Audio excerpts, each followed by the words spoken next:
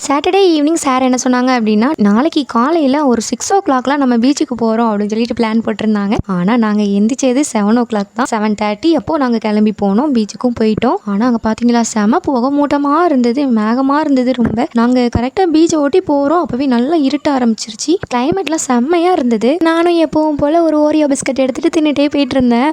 கடைசியில் 1 பிஸ்கட் வந்தது. அப்போ தான் சார்ட்டையே வேணுமான்னு கேட்டேன். நானே மறந்தாக்கில் எல்லாத்தையும் தின்னுட்டேன். கடைசியில் அந்த பிஸ்கட்டை சாருக்கும் கொடுத்தாச்சு. கொடுக்காம சாப்பிட்டா தான் வயிறு வலி வந்துடுமே, அதனால் லாஸ்ட்டாக ஒரு கடி அவங்களுக்கும் கொடுத்துட்டேன். பீச்சுக்கு போனதுமே ஆளுக்கு ஒரு டீ வாங்கி குடித்தோம். குடிச்சு முடிச்சுட்டு அப்படியே இயற்கையை ரசிச்சுட்டு இருந்தோம். அதுக்கப்புறம் கொஞ்சம் வீடியோஸ்லாம் எடுத்துகிட்டு இருந்தோம், வீடியோஸ்லாம் எடுத்துகிட்டு இருந்தோம். எடுத்து முடிச்சுட்டு சார் என்ன சொன்னாங்க அப்படின்னா, அந்த சைடு ரொம்ப தூரம் போனால் ஒரு சிவன் கோயில் இருக்கும் அப்படி சொல்லியிருந்தாங்களா. சிவன்னா எனக்கு ரொம்ப பிடிக்குமா, அதனால் அதை கண்டிப்பாக பார்த்தே ஆகணும், எவ்வளோ தூரமாக இருந்தாலும் பரவாயில்ல, என்னை கூட்டிகிட்டு போ அப்படி சொல்லிட்டு நின்றுட்டேன்.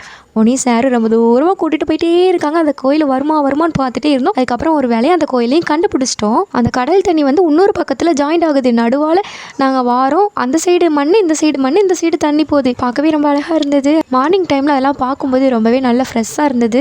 சார் பார்க்கும்போது அந்த சிவன் வந்து தண்ணிக்குள்ளே இருந்தாங்களாம். ஆனால் இப்போ வந்து தண்ணி இல்லை, தண்ணி இல்லாமல் மேடில் தான் இருக்காங்க. சிவனையும் நல்லா பார்த்துட்டு சாமி கும்பிட்டுட்டு அப்படியே நாங்களும் கிளம்பிட்டோம். அதுக்கப்புறம் கடலுக்குள்ளே வேலை பார்த்துட்டு இருந்தாங்க. அது என்ன வேலை பார்க்காங்கன்னு எனக்கே தெரியலை, சாருக்குமே தெரியலை. அப்புறம் வர்ற வழியில் பெரிய ஆமை ஓடு வேற இருந்தது. அது அப்போ தான் ரீசெண்டாக தான் செத்துருக்கும்னு நினைக்கிறேன். அந்த எலும்புலாம் இருந்தது. அது போக அதோட கழுத்தில் உள்ள எலும்புலாம் தெரிஞ்சது. அதனால தான் இப்போ தான் செத்துருக்கும் போல் கொஞ்சம் டேஸ்க்கு முன்னாடி அப்படின்னு சொல்கிறேன். சரி, ஓகே, ஒன்றா பார்த்துட்டு அப்படியே வீட்டுக்கும் நாங்கள் கிளம்பிட்டோம். ரிட்டர்ன் போகையில் நான் தான் பைக் ஓட்டினேன். அவ்வளோதான். அடுத்த விழாக்கில் பார்க்கலாம். டாட்டா.